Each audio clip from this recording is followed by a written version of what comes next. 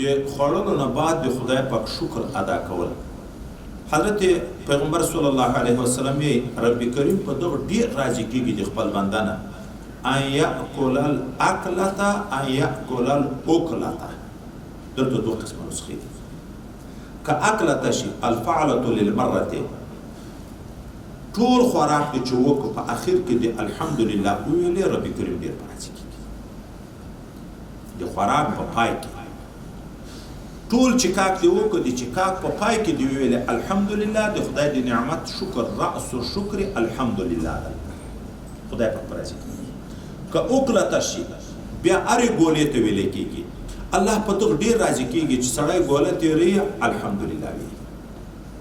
دا اعلی مقام ده، دا اعلی مقام ده چې د هرې ګولې نه شکر وباسي، د هرې ګولې شاته الحمدلله وي. هغه ادنا مقام ده چې د ټولې مړۍ په آخر کې یو وارې کم از کم الحمدلله وي.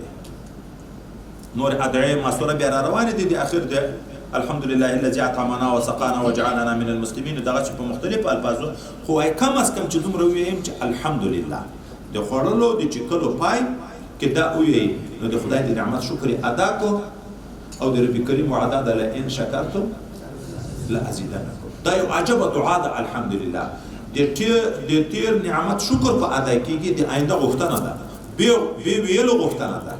ګوره ظاهره په دا جمله کې غوښتنه معنا نشته، خو د الله وعده ده ته مې شکر ادا کړه زه در زیاتوم.